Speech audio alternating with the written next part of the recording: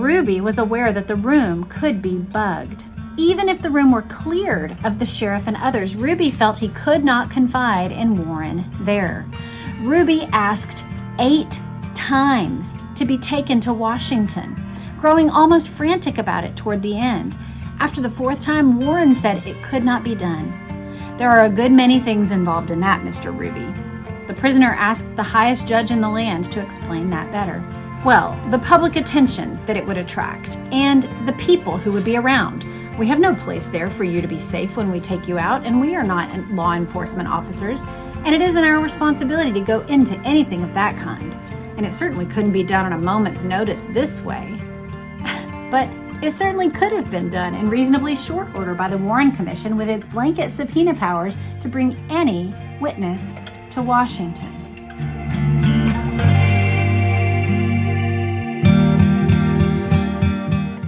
Hello and welcome back to my channel. And if you're new, then welcome. I'm Jess, Connell, and I would love to earn your subscription today. Well, for those of you who are long watchers, you'll find this interesting, I think. When I was opening up my book, I often keep, especially my older books, I keep them in plastic. Not exclusively. I have too many books now, but this one was one of the first ones I purchased, and the cover is pretty delicate. So I've kept it in plastic. Anyway, when I was pulling it out, I just noticed that last fall, when I started rereading this book, I had made a list of dream interviews, and on my list, you see Marina Oswald is there, and she's still a dream interview. So Marina or Rachel and June, if any of y'all think that Marina would be willing to talk to me, I would love that. But then my number 2 was Robert Grodin, and now we have connected and have become friends. But that's just a little fun thing that's here in my plastic sleeve of my book. But today we are getting into this book, Who Was Jack Ruby by Seth Kanter. Now, Seth Kanter is someone who was present in Dallas at the time of the assassination. He was a Dallas reporter that personally knew Jack Ruby. And as we're going to read, he actually encountered Jack Ruby on the day of the assassination. It was ignored and even downplayed and denied by the Warren Commission that it couldn't have been Jack Ruby. He knew him and knew he did. So we're going to read about it. Before we start reading about Jack Ruby, let's talk about who he was. So our first encounter as Americans with this man named Jack Rubenstein, who people called Jack Ruby, was when he entered the scene just like this. Actually, this was the view that we got of him, with his body slightly turned, his back to the camera, and he's shooting Lee Oswald, and that's the view that we got. From that point, people heard that he was a seedy underworld character who owns a Dallas club, which is true. But he also had connections to the mafia underworld. He had connections to big-time mobsters. He had connections to Cubans and reportedly had visited Cuba like 4 to 6 times in the previous year. There are connections of him with New Orleans clubs, which puts him in amongst the people that Jim Garrison was investigating down in New Orleans.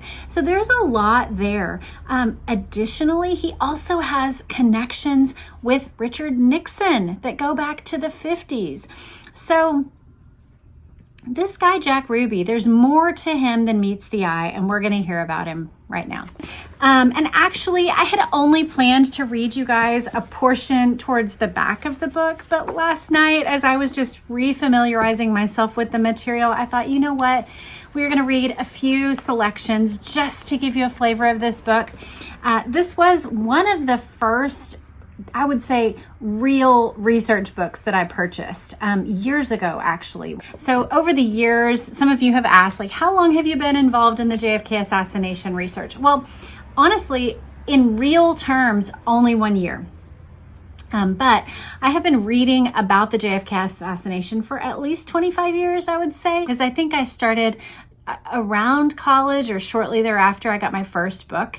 And so I just kind of would read and kind of familiarize myself a little bit, but then I would get overwhelmed. And I think many of you feel that sometimes, of like, what's the deal with the mafia? What's the deal with the Cubans? Is there a Russian element? Didn't Lee Oswald go to Moscow? And then he went to Mexico City to the Russian consulate. Like, what is happening? There's so many things. And then you add in CIA, and then you add in lone gunmen, and there's so many elements to have to master to understand this story. So I totally get it, and I would feel that. And then I became a young mom, and so every few years I might buy just a generic book, but I would say the books that I was purchasing probably weren't even excellent books. They were just like good overviews maybe, or like dip into the case sort of books. But this was the first one that I purchased that's like a real dig in and get your socks blown off sort of book. So this one is Who Was Jack Ruby? The startling, until now unrevealed facts about Jack Ruby's ties to the FBI, the CIA, and organized crime, by Seth Cantor. And just on the back, you get, why did Jack Ruby lie about his whereabouts less than 1 hour after the fatally wounded President Kennedy was brought to Parkland? Jack Ruby, chronically short of funds, was seen with thousands of dollars in his possession shortly after JFK's death. Although informed, the Warren Commission didn't follow up on this lead. Why not? And more. So those are the kinds of things that Seth Cantor tackles. This book was published in 1978, so a full 15 years after the assassination.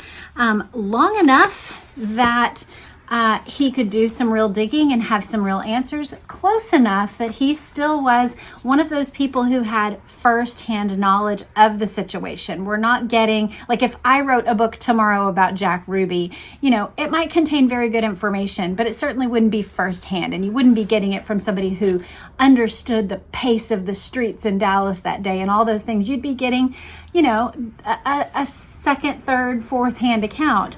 But this is a first hand account from someone who knew him. So we're going to read just a little bit.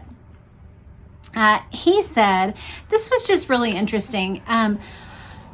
This is on page 2 of the book, but he's talking about what Ruby supposedly admitted about having shot Oswald. And here is what he says. Someone from the Warren Commission was interviewing Sergeant Patrick Dean, and he had gone off the record saying they didn't believe him and urged him to tell the truth for the good of national interest.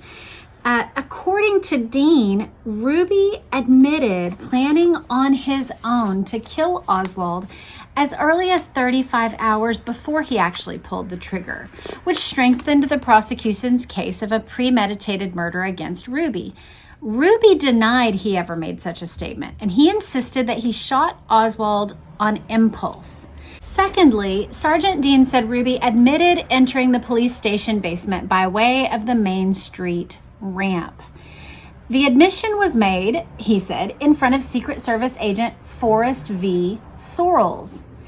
But Sorrells denied that Ruby had ever made such a statement in front of him. Dean was a key prosecution witness at Ruby's murder trial. His testimony played a major role in the sentencing of Ruby to die in the electric chair. So we have some discrepancy over this man Dean's testimony, and the person who supposedly also heard Ruby say he went down the basement ramp said he didn't hear that. So that's the crux of the issue. A couple pages later, we see the Warren Commission asking Ruby questions, but Warren appears ready to close the interview with him. And Ruby says, "You can get more out of me. Let's not break up too soon." So Ford took over the questioning again. He starts asking about Ruby's 1959 visit to Havana. There was this whole issue where Ruby was apparently running guns down into Cuba, which is a whole another issue. Like, when you have Cuba and you have Oswald with his Cuban situation, and then you have the two men obviously interacting in this murder where Ruby takes out Oswald, we need to investigate Cuba more. And so they're talking about it, talking about his gun running. Ruby is being questioned about Havana, and it says this time Warren firmly broke off Ford's questions and changed the subject. Ford never did finish his interrogation on Cuba. Warren blocked Ford out on it, recalls one of those present, Joe Tonnahill, who was a Ruby attorney. That was very impressive, I thought. Ford gave him a hard look, too. I was sitting right there, and I saw it happen. So we have this situation where Earl Warren, the Chief Justice of the Supreme Court, who ought to be like the most dogged about getting the answers that the American people need. And we get close to this issue of Cuba, and he shuts it down. Gerald Ford, our future president at that point, he was just a person on the committee. He's trying to ask questions about Cuba, which good on him. Thank you, Mr. Ford. I didn't know that there was any backbone there or any effort there, but apparently he was trying. But Earl Warren shuts him down. Now, unfortunately, Ford didn't have the gravitas, the strength of character, we'll say, to push past that and say, no, this may be the most important questioning we do in this entire situation, and I am not going to be cowed by the Supreme Court Justice, not even him. He's not going to keep me from asking the questions that the American people need to know. But that's not what happened. He did get cowed. Despite the rambling of Jack Ruby, okay, it says that he went into rambling discourse about what he had done for 2 days. But then it says there was a theme that began to emerge after the first hour of the Ruby monologue to the Warren Commission on his actions before shooting Oswald. The theme was repeated several times, weaving through a lot of other thoughts. It was that Ruby was a desperate man, begging to be taken out of Texas to Washington, where he could talk to Warren without fearing for his life. Like Tonnahill, Ruby was aware that the room could be bugged. Even if the room were cleared of the sheriff and others, Ruby felt he could not confide in Warren there. Ruby asked 8 times to be taken to Washington, growing almost frantic about it toward the end. After the 4th time, Warren said it could not be done. There are a good many things involved in that, Mr. Ruby. The prisoner asked the highest judge in the land to explain that better.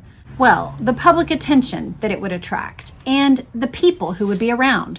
We have no place there for you to be safe when we take you out, and we are not law enforcement officers, and it isn't our responsibility to go into anything of that kind. And it certainly couldn't be done on a moment's notice this way. But it certainly could have been done in reasonably short order by the Warren Commission with its blanket subpoena powers to bring any witness to Washington. So they had Jack Ruby, the person potentially who held a lot of answers about this case. He had intelligence ties, he had Cuban ties, he had mafia ties, and he had been skulking around Dallas for a long time. Involved with the Texas oilmen, involved with the Dallas Police Department, reportedly even seen with Lee Oswald. But even if we leave that potential fact out of it, Ruby was a man in the know. Now, whether or not every word could be trusted, of course not. This is one of the things that we've talked about in this whole case, which is that because you are dealing with people with radical political views, people with personal legal issues, strippers, club owners, drug addicts, people who are vulnerable and invulnerable populations, you can't always trust every word from every eyewitness, especially once you start getting into the weeds on things like who was Jack Ruby. You're relying on people whose testimony may be called into question based on personal character in a valid way. And yet those are the people who we have available to us. So if we're going to get a look at Jack Ruby, just like we talked about in a recent episode where I was talking to you guys about the documentary about Tammy True. Well, she's a former stripper and now she's an old lady. And a lot of the things she says are just off the cuff. And, you know, can you take every word to the bank? Probably not. But can you look at her testimony and get a look at what her perception of Jack Ruby was? Absolutely you can. We don't just discount her opinions because she used to be a stripper. We can learn from her perspective and see what she sees. It doesn't mean we have to take every account as heavily as the others, but surely we should have listened to Jack Ruby, and the Warren Commission men should have pressed in and done whatever was necessary to secure this man so that he could say the things that he felt the American people needed to hear. You can go and you can see at least some videos of Jack Ruby basically making this exact same case, that he basically says there are things that no one will ever know, that it reaches up to the highest levels of power, but there are things that nobody will ever know because I can't speak freely here in Dallas. Now, was he posturing? Was he trying to get out? Maybe. I mean, maybe he knew his life would be threatened there, but very interesting. Here is the exact quote of what he said. He said, "I have been used for a purpose." Nobody in the interrogation room even bothered to ask him who had used him or what was the purpose. It's very discouraging, honestly, to come up against so many things. Now, some people would say, well, Ruby was like a really kooky witness. And I'll say, yeah, I think he was squirrely. He's dodgy. He's a man who has a history with the mafia. So maybe he had reason to be squirrely and dodgy. Like if you knew that, hey, these people like literally they literally have you eat lead when you talk. Like, I don't want to talk unless I'm in a safe place. I think many of us would say, yeah, I can get to the place where I could think, yeah, I might be conspiratorial. I might be looking over my shoulder constantly and looking like a person who's extremely paranoid if that was my background, if that was what I knew to be normal, not just what I thought to be normal, but where I had seen people get taken out, where I had seen the street justice. You and I might be very slow to talk, very reticent, have the sense that he expressed, which is that, well, if you can secure me, I'll be willing to talk. But apart from that, I can't do it here. This is an example. Ruby's background, he emerged from a place and time when men didn't face trials because key witnesses were eliminated. When it came time for Giancana and Roselli to become key witnesses, they were eliminated. In the same pattern, Jack Ruby showed up with a gun before Lee Harvey Oswald could be sworn in to talk. So he came from a background where witnesses are just taken out. You just do what you have to get them to shut up. They bring up this man named Victor Emmanuel Pereira. Pereira was in business principally with two people. One was Earl Scheib, who was the head of a national chain of auto paint shops. Also, the father of a machine gun toting leader in the right-wing secret military movement. Pereira's other partner was Eugene Hale Brading, whose arrests and convictions had only been for small-time stuff until Brading hooked up in El Paso with Pereira. The two men, handsome and slick, became widely known as swindlers and confidence men. Dallas Sheriff Bill Decker ran them out of Dallas County in 1952. By then, Pereira and Brading were making big-time connections with the mafia. They moved into plush headquarters in Beverly Hills. They went to federal prison for swindling. 5 years later, they were both paroled. Brading, however, the reason why we know his name was that he was in Dallas on the day of the assassination. We're skipping ahead a bit to keep going with Brading and Ruby's connection. Jack Ruby appeared to admire H.L. Hunt's causes. H.L. Hunt was a prominent oil man in Dallas, remember. Ruby and Brading had a connection with Lamar Hunt. Lamar Hunt was a scion of the Hunt Oil Corporation dynasty that was owned and captained by his father, the puritanical H.L. Hunt. H.L. Hunt had a personal fortune worth hundreds of millions of dollars that he pumped into ultra-conservative political causes. Jack Ruby appeared to admire these causes. On the day he shot Oswald, 2 scripts of aired broadcasts on H.L. Hunt's shows were there in his car, in the trunk of his car. Ruby was in the vicinity of Lamar Hunt's office on November 21st. We can't say he was there. He was in the vicinity. The day Brading said he planned to see Hunt. Later, Ruby said he had merely escorted a young woman who had a job interview with Lamar Hunt. Ruby said he didn't go into the building where Brading and Hunt were.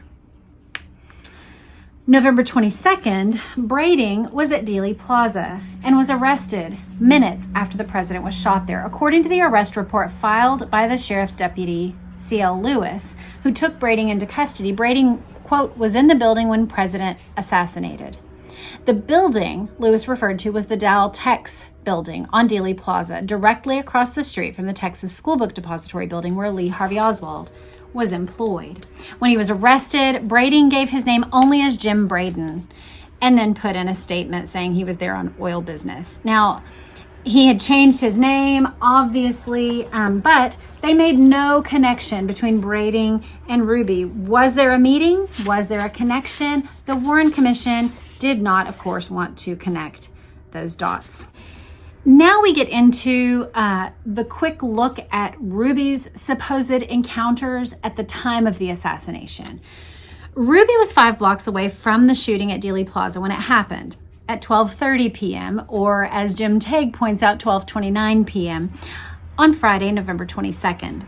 He was at the desk of John Newnham, an advertising salesman for the Dallas Morning News, in a large room with many desks and phones on the second floor of the building. Covering the whole page of part of the newspaper that day was a black bordered advertisement headed in large letters, "Welcome, Mr. Kennedy." They're talking about this ad that Jack Ruby wants to run. News of the gunshots burst upon the large room. There was a great deal of confusion, anguished sounds, phones ringing, and at about 12:40 p.m., some 10 minutes after the shooting, advertising salesman Richard L. Saunders encountered Ruby, standing numbly amid the confusion, uncharacteristically subdued and pale. It was Ruby's quietness that startled Saunders. He had known Ruby several years and always found him to be an excessive talker, but Ruby was no more than barely responding to comments everyone else seemed to be making about how terrible the situation was. So here we have somebody who knew him saying, this just didn't seem right. This just doesn't look like he's himself. Ruby said he was crying when he left the morning news. At the time he got in his car, there was no definite word yet from Parkland Hospital on the exact condition of the president. At the same time that he got in his car, I was in the central corridor of Parkland's emergency room area, dictating a harried account of what was going on in the area from hospital extension phone number 430. I was there as a White House correspondent for the Washington Bureau of the Scripps-Howard Newspaper Alliance on the trip with the president. I watched a priest go through a guarded doorway across the hall from me to where the president had been placed in trauma room number 1. So here we have Seth Cantor standing in the hallway where he can see priests going in. He can see what's happening and be dictating it to the wire service. I described Lady Bird Johnson, her face almost colorless, being escorted from that doorway by 2 men. She looked as if she would be ill in another moment. I struggled to reconstruct the choked words of Senator Ralph W. Yarborough. Remember Ralph Yarborough? We've seen that picture of him just weeping, his hands on his face. I mean, he was just totally distraught. He had been 2 cars behind the presidential limousine. He told me how the shots had sounded like 3 explosions from our right rear, and as if from a deer rifle. Earlier in the day, Senator Yarborough and Vice President Lyndon B. Johnson had not been on speaking terms because of their constant political and personal differences. Suddenly, they were huddled together on the floor of a car they shared, as Lyndon Johnson drew the short, frightened breath of a man who no longer would ride 2 cars back. So he's there. He is at Parkland. Leaving the phone, I walked down the corridor and encountered Congressman Gonzalez standing numbly against a wall. He seemed unable to talk as he clutched a small paper bag that contained Governor Connolly's possessions. You have all these prominent men who are in their own state of shock, and also like this, like what a detail that the congressman is holding a little brown bag because he's the person who was entrusted with Governor Connolly's personal items. Nellie went in to go be near her husband. Jackie is over there. The priests are coming in. And here's a congressman. Normally he'd be the most important man in the room, but right now he is just shell-shocked, sitting there. It says, standing numbly against the wall, holding a paper bag. Next to him was Congressman Albert Thomas of Houston, who told me of the president's head wounds. Just then, Malcolm Kilduff, the acting White House press secretary, passed quickly behind me and told me to follow him. Only a handful of reporters had been able to get into the hospital emergency area. There were 4 of us who accompanied Kilduff out of the building. He refused to answer any questions. He led us around the outside of the hospital to another entrance. Just inside, there was a stairway. As Kilduff started up, I felt a tug behind me on my suit coat. It was Jack Ruby. They're on their way to the famous one where Kilduff says, a bullet right to the brain. This particular press conference has almost disappeared. You can hardly find footage of it. They tried to erase basically all of it because of this statement. It's a very damning statement that says a bullet right to the brain. Yeah, exactly right there and exactly where it came from the front. But right as he's walking in, he gets a tug on his jacket. It's Jack Ruby. I had been in Washington a year and a half as a correspondent for the newspapers, and before that had been a reporter in Dallas on the afternoon paper, the Times-Herald, where I had known Ruby. So this is someone he knew personally. Ruby called me by my first name, and I grasped his extended hand. So picture that, Seth. They know each other. He looked miserable, grim, pale. There were tears brimming in his eyes. He commented on the obvious, how terrible the moment was, and did I have any word on the president's condition? There was nothing I knew to tell him, and I only wanted to get away. Kilduff was disappearing up the steps. Certainly there was nothing unusual about seeing Jack Ruby there. He regularly turned up at spectacles in Dallas. In a subdued voice, he asked me if I thought it was a good idea for him to close his places for 3 nights because of the tragedy. Instead of shrugging, I told him I thought it was a good idea, and then I took off on the run, up the steps. A moment later, a faint Kilduff stood behind a desk at the front of the medical teaching room, hastily converted into a press conference room. It was jammed with reporters. Kilduff leaned forward on the desk, his fingers spread to support him, his knuckles white. His voice almost broke as he said it. The president was dead. A month later, the first time authorities asked him about it, Ruby denied having rushed to Parkland Hospital that Friday, just as he denied other overt and suspicious actions that weekend. What would make Jack Ruby seek out a news reporter he knew at the hospital on Friday and then deny, after Sunday, having even been there? Here is Seth Cantor's answer that I think is really insightful. He says, it's because Ruby was not involved in a plot to kill anyone on Friday, but by Sunday, he was. So that's interesting. On Friday, there was no goal. There was no effort. There was no known plan that he was going to kill. So the assertion would be, who got in touch with him between those 2 times? Or how did the plan formulate between those 2 times? But that at the time of Friday, there was no foreknowledge. There was no pre-planning. He's running into him. And Jack Ruby's just ashen, distraught, and worried about the president's state.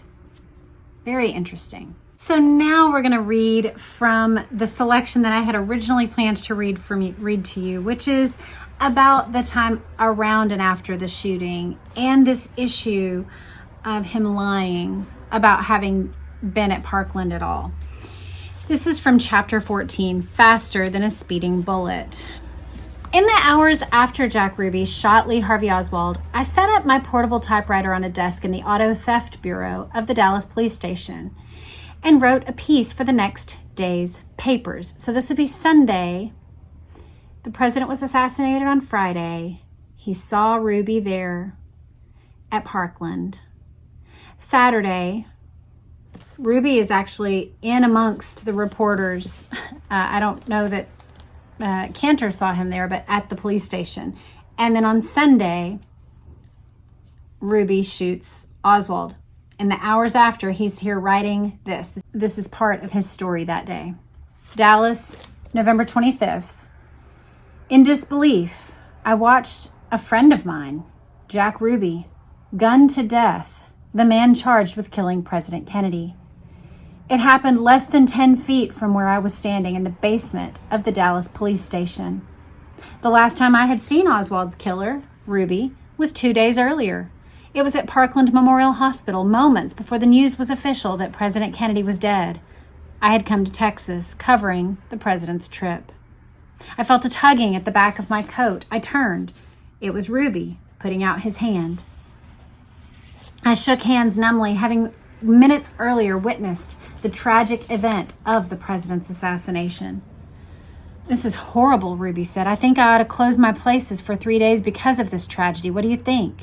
His places are a downtown strip joint and a saloon. I agreed that he should shut them temporarily, but I spent no more time talking with him because I was hurrying behind the pale and shaken Malcolm Kilduff, White House press aide, who was on his way to make the historic announcement that the president was dead. Before Friday, I hadn't seen the 52-year-old unmarried Ruby for nearly 2 years, since leaving Texas to be a reporter in Washington. I saw much of Ruby when I had lived in Dallas. He was someone who came to me frequently with an idea for a newspaper story. There was a snake charmer he knew, a suburban Dallas housewife who kept large snakes in crates in her house. Her husband was studying to be an engineer. At night, while he babysat with their children, she performed in Ruby's nightclub, stripping off her clothes while a snake coiled around her arms and legs. I didn't expect that to be the way the story went. I did another story about the male West Indies limbo dancer who Ruby brought here as a performer, had taken a liking to, and was sponsoring for U.S. citizenship. That's the way he was. When he liked you, he wanted to do anything and everything he could to help you. If he didn't like somebody, he would curse them and fight them. And he has had a few arrests here because of the passionate ways in which he has expressed his feelings about people. I came up the hard, tough way in Chicago, he once told me. I've been around real thugs. I can handle myself. But Friday, I saw tears brimming in Jack Ruby's eyes when he searched my face for news of the president's condition. Ruby was a non-political man as I knew him, but he was always emotional. How was the emotional man able to walk into the police station basement yesterday morning and murder the unemotional man charged with killing the president? I couldn't believe my eyes. The precautions taken by Dallas police appeared to be thorough. They even searched the elevator shaft leading from Oswald's upstairs cell to the basement to make sure nobody had found a hiding place. Ruby knew and was known by many Dallas police. He was allowed in somehow. He was Jack Ruby the Kibitzer in the jail basement, just as he had been Jack Ruby the Kibitzer at the hospital where President Kennedy died. He was a constant face at all kinds of events in this city. But yesterday, he stopped being the Kibitzer. Then he goes on in the book, I remained in Dallas for 2 weeks after the Kennedy assassination, covering news developments and investigating the prior movements of Oswald and Ruby. Meanwhile, my article on having encountered Ruby at Parkland appeared in newspapers in New York City, Washington, and throughout the country. And among its readers was the FBI. As a result, FBI agent Vincent Drain interviewed me in Dallas on December 3rd about the encounter. Here's what he wrote in his FBI report. Cantor states he would place the time at about 1:28 p.m. when Ruby tugged the back of his coat and talked with him. Remembering that kind of detail at the time was not so difficult. For instance, Dallas police authorities also questioned me about the encounter, and I told them that my recollection of it had been freshened on Saturday night, November 23rd, the night before Ruby killed Oswald. I had been walking through downtown Dallas trying to put my head back together after the events of the assassination when I came to Jack Ruby's carousel. The crudely lettered "closed" sign was posted there, and I thought about the weird conversation I'd had with him the day before, when I had been anxious to keep pace with Kilduff. Well, he did it, I thought. He closed his place. On December 21st, 1963, virtually a month after my talk with Ruby at Parkland, FBI agents interviewed Ruby for 3 hours in front of his attorneys at the Dallas County Jail. He denied having been at Parkland at any time on November 22nd. The first I learned of Ruby's denial was on January 2nd, 1964, when the FBI agents advised me of it. I was almost as shocked when they told me that as I had been at seeing Ruby pull the trigger. They wrote in a report of their interview that day, Cantor was told that he might be called upon to testify in this case. The Ruby murder trial is what it's talking about. He was asked what he would say if under oath and on the witness stand in a court of law. Cantor stated he fully realizes the importance of what he has said. He knows a man's life is at stake. Cantor speculated that perhaps Ruby has said he was not at Parkland as part of a reported plea of temporary insanity. Cantor stated he is not acquainted with all the facets of such a plea, but felt it might help Ruby's cause for Ruby to deny being at the hospital when he knows he was, and that Cantor would have to testify that he saw him there. Then, too, Cantor stated, Ruby might have been in emotional shock and cannot recall being at the hospital. Soon after the agents completed their questions, I wrote a letter to Ruby asking to meet with him in the county jail. I had been trying to interview him almost from the moment he shot Oswald. The day of the shooting, I had handed a note to an officer who worked in the executive offices of the Dallas police station. The note was addressed to Ruby and asked if he would see me. He spent other opportunities trying to check to see if he could get in. There were no responses until I wrote to Ruby from Washington. This time I received 2 answers. The first was from San Francisco, from Ruby's new chief counsel. The Belly letter, so that's Marvin Belly, his new chief counsel, got right to business. Dear Mr. Cantor, Jack Ruby forwarded me your letter with inquiries for reply. I know upon reflection you will appreciate that for Mr. Ruby to answer such inquiries as yours would be most unusual and prejudicial, perhaps to his defense. I am happy that Jack forwarded me your letter as I have instructed him to do just this in case of any inquiries like yours. Jack asked me to express his best regards to you. That I do, freely and unhesitatingly. Best wishes, Melvin Belly. Approximately at the same time I received the letter from San Francisco, I received another from Dallas, written in a delicate hand by pencil on 3 pieces of note-sized paper. The return address was 505 Main Street, the county jail. Dated January 26, 1964, the letter said, Dear Seth, thank you for your very nice letter and your good wishes. Please, I hope you do understand that when there are letters with questions, they are forwarded to Mr. Melvin Belly in San Francisco. However, I did mention to him what a nice person I thought you were and of our friendship while you were working here in Dallas. Also that he shouldn't fail to answer your letter. Well, Seth, I've been keeping up with your wonderful work. Before all this, I would frequently get the Fort Worth papers and would always make certain to look for your column. It would really be nice if I could hear from you again. Sincerely, your friend Jack. So that's from Jack Ruby. The 2 things I mostly got out of those 2 letters were that Ruby didn't structure his thoughts or sentences like an unbalanced person.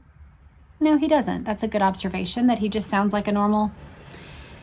The paragraphs are proper, the sentences are written properly. He's being very kind and particular about his actions. The real message was in what Belly was saying to me, that any conversation about what I had seen of Jack Ruby's actions could be prejudicial perhaps to his defense.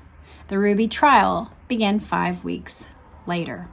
So that's what he tells us about the letter. That's what he tells us about Ruby. Ruby, in his Warren Commission questioning, was asked essentially one question. Did he go to Parkland Hospital? Warren Commission member Gerald Ford asked him the question 3 weeks after the memorandum from the FBI. That basically the FBI memorandum had said we have to tell who's telling the truth, Cantor or Ruby, because there would be significance if it was concluded that Ruby was lying. So they ask him. Ruby says, no, I didn't go there. They tried to ask me. My sisters asked me. Some people told my sister that you were there. I'm of sound mind. I never went there. Everything that transpired during the tragedy, I was at the Morning News building.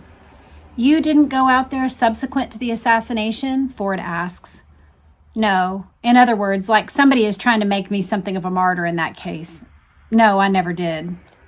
But the distraught Ruby left the news offices at about 1:10 p.m., some 40 minutes after the president was shot, according to the Warren Commission testimony of the news advertising salesman, and was not accounted for again until after 1:40, when he walked into the Carousel Club, still distraught. In a span of 30 to 35 minutes, Ruby had ample time to drive from downtown Dallas to Parkland, which is about 2 miles, and back, a round trip of less than 8 miles, and spend about 10 minutes at the hospital. Kilduff's announcement of the president's death was made officially at 1:33 p.m.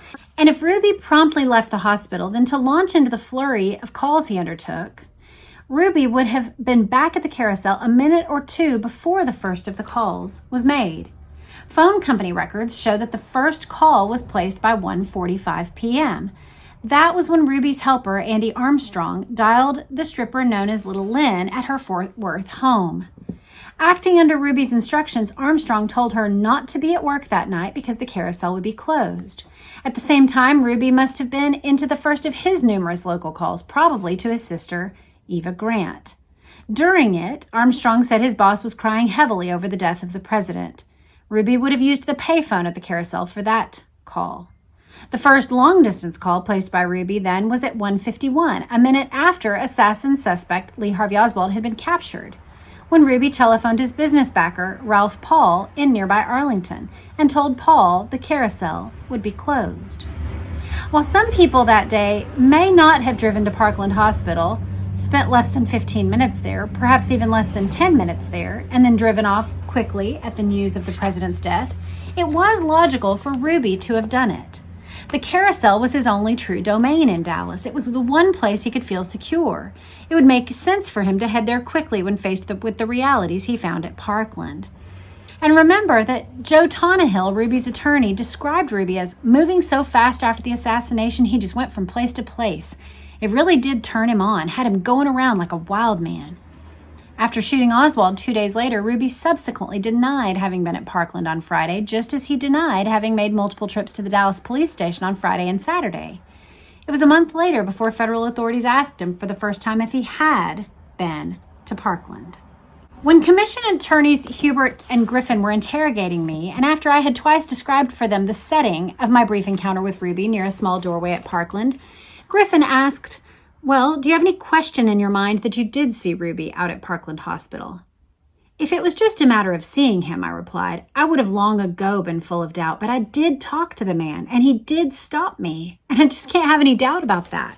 Yeah, if you were going through all this rigmarole with questioning and being put under put under oath and that kind of thing, and you think back to a crazy moment, and you thought you saw somebody off in the distance, you could deny that. You could say, maybe I was mistaken. Maybe that wasn't Jenny. I thought it was her. I would have sworn it was her. I know Jenny. But, maybe we were 20 feet apart, and maybe in my haste in the moment and my stress, maybe I mistook somebody else for Jenny.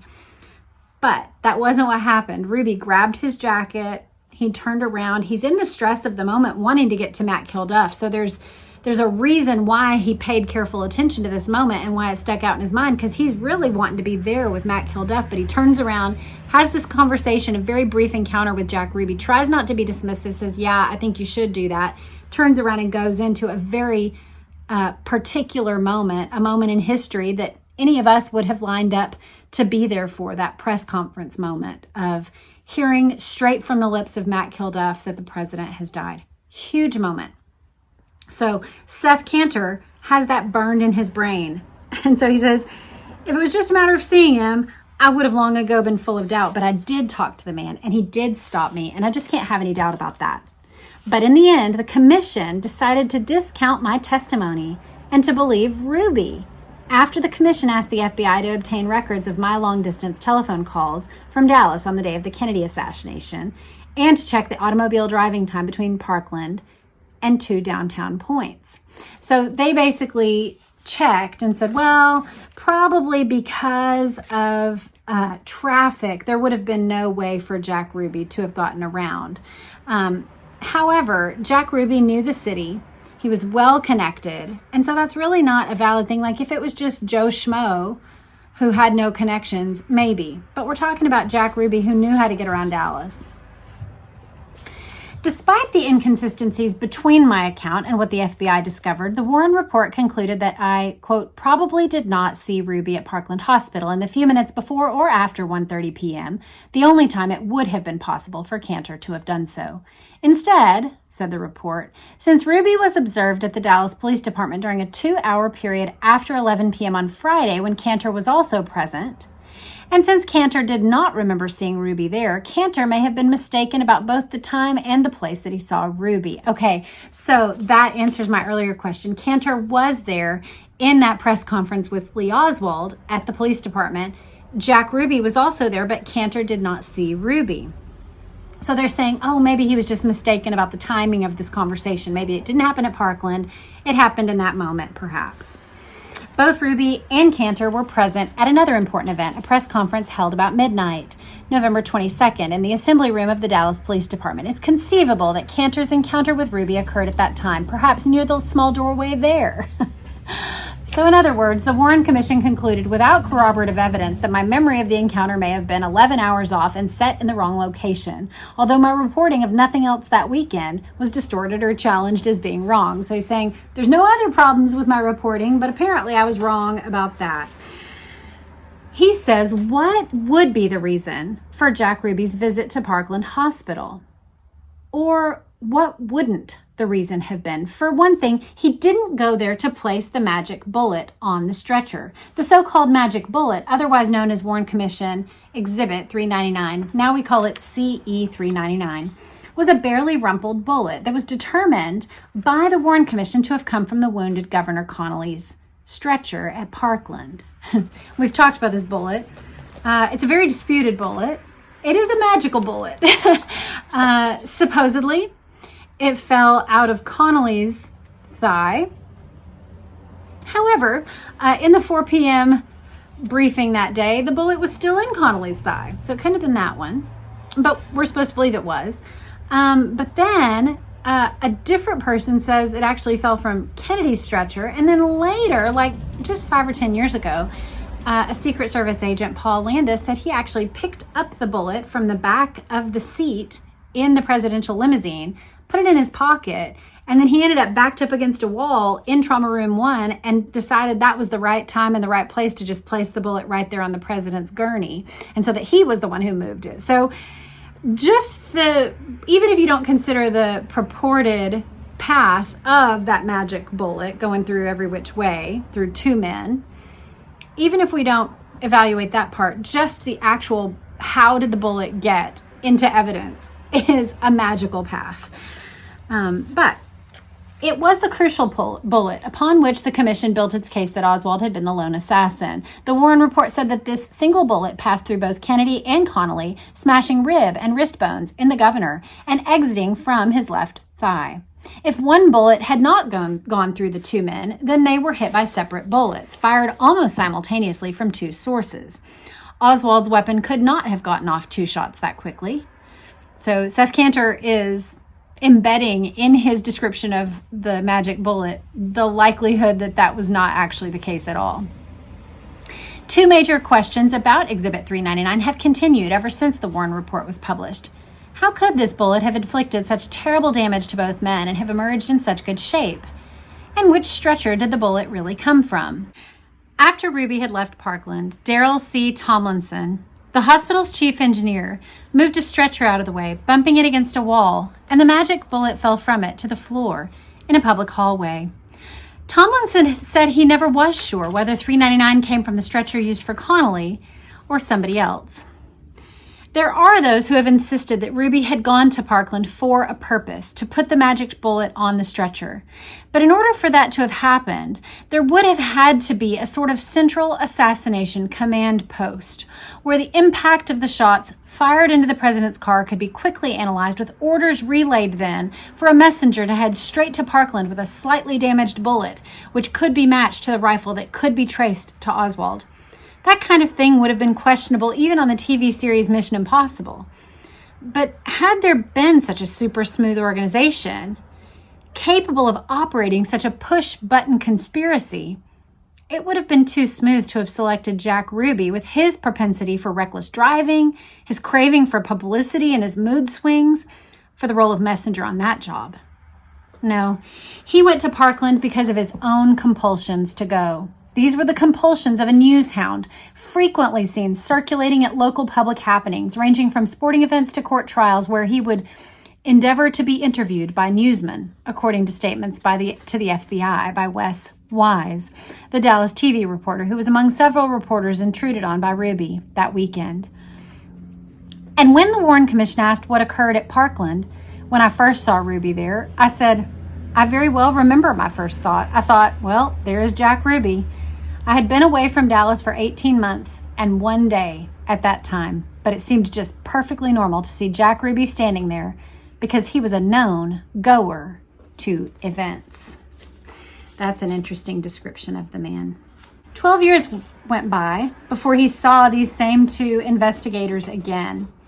In separate conversations with them, they both brought up the Parkland Hospital episode and both volunteered that they continue to feel certain that Ruby's conversation with me had to have taken place somewhere else and hours later. They reasoned that my account of the conversation limited it to somewhere within a 4-minute period between 1:28 and 1:32, after I got off the telephone and before Kilduff's announcement that John Kennedy was dead. And they reasoned that Ruby would not have weighed closing his places for 3 days to mourn the late president until there was a late president. The judge and professor were logical and honorable men, but they were wrong on this matter for 3 reasons. First of all, even before Ruby left the Morning News building that day, Dallas business operators had begun calling in orders for Saturday ads that would announce store closings for the weekend out of respect for the wounded president. A number of callers made it clear they had been ashamed to see that full-page right-wing ad that day.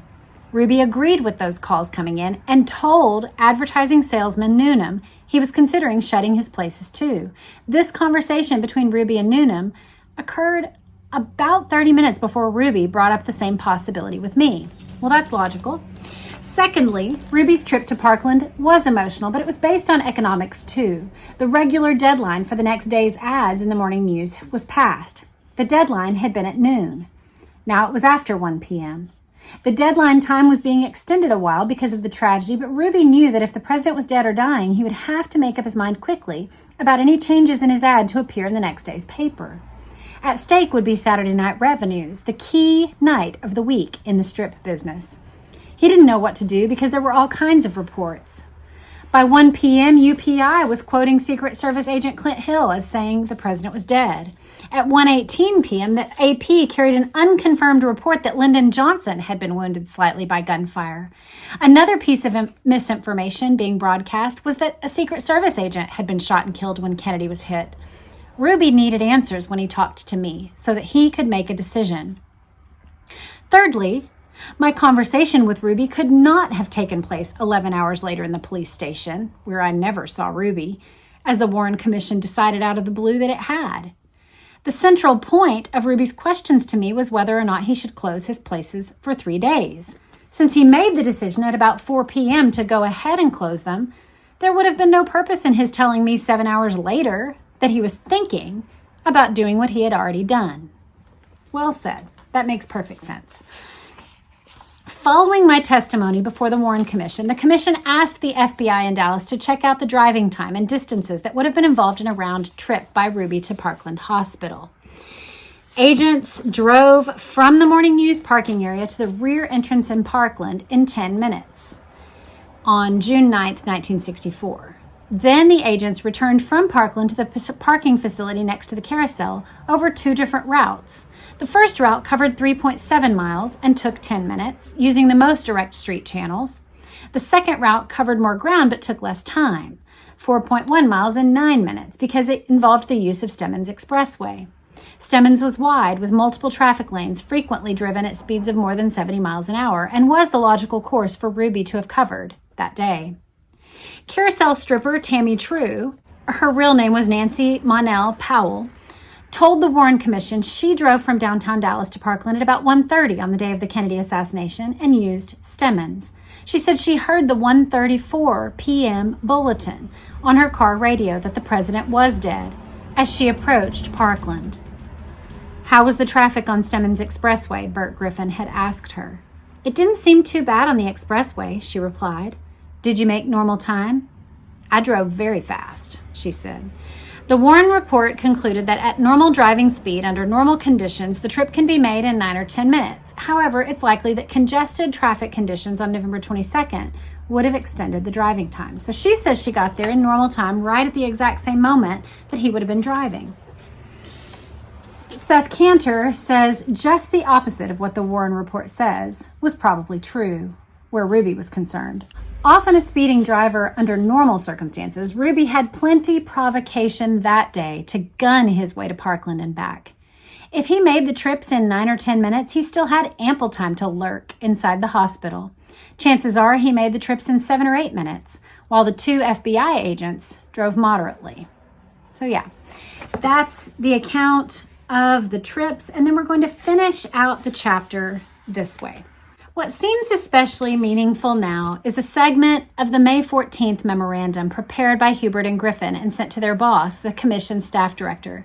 It was a paragraph in the memorandum which said Cantor had been, quote, interviewed twice by the FBI and persists in his claim that he saw Ruby at Parkland Hospital shortly before or after the president's death was announced. Ruby denies that he was ever at Parkland Hospital. We must decide who is telling the truth, for there would be considerable significance if it were concluded that Ruby is lying. The significance was, of course, that if it were shown that Ruby lied about having been at Parkland, he would have lied about other movements he made during those hours that led him to silence the president's accused assassin. So there we have it. That is the reading about Ruby at Parkland. What is the significance of him having been there? Why would he deny it? These are interesting questions worth considering. For my part, my brain is also going to the idea that some people report that Ruby was over in the Tippit scene around this time. And so could there be a reason for him to lie so that it, like, was he ordered to lie about having been at Parkland so that then it opens up the potential for him having been over there? I don't know. That's me thinking out loud. I have no idea, you guys, why this would be significant. Now, it is significant to understand Ruby's frame of mind. It would be significant if you believe he is the one who planted that magic bullet on the stretcher. Seth Cantor does not believe that. Seth was in the hospital as well, and he had to go out and around to a different room, and that's where he encounters Ruby. So for my part, I'm a little bit leery of the idea that Ruby planted the bullet because of that whole exchange, that Seth was in the place where he could see trauma room 1, but perhaps Ruby did. You let me know in the comments what you think about Ruby's movements that day at Parkland. Why was he there? What do you think about him as a man? This book, I'll tell you, like, you can see all of my little post-it notes. In the beginning, that's how I started making my notes when I was reading this book. It goes deep into the detail of his past mafia history, his Cuban connections, and much more. So if you're interested in Jack Ruby, this is a book worth getting. I'll tell you, it's hard to get. It is one of these like research books that's a little bit more spendy, but I've included a link to this and all books that we're going through in this series in the show notes, so you can always check that. It's getting to be quite a long list, but it's there. I think I got my copy off of eBay, and I got it several years ago, and I didn't pay near as much as you have to pay now. So sorry about that. I know that finding these research books and then being able to afford them is its own challenge, but hopefully this little taste of it gave you a sense of Seth Cantor's writing quality, his research, his personal familiarity with Jack Ruby. All of it brings us a unique perspective. And then the fact that he actually encountered Ruby right at the moments when the president was about to be announced as having passed away. Very significant moment in our nation's history. Very significant for both of these two men. Next time, we are going to be reading a selection from the Deputy Interviews. This book came courtesy of the author, Steve Cameron. he sent me a really kind signed copy. He just offered to do that. And this book contains the true story of Roger Craig as told through a variety of sources, straight from the mouth. There's tons of evidence. There's also interviews with researchers and all sorts of information about Roger Craig in this book. So we are going to get into it next time. I really enjoy the person of Roger Craig. I've enjoyed learning more about him, and I'm looking forward to reading more. So I hope you'll come back for that. I hope you enjoyed this episode about Jack Ruby, and I look forward to reading your thoughts. I hope you have a great day. Bye.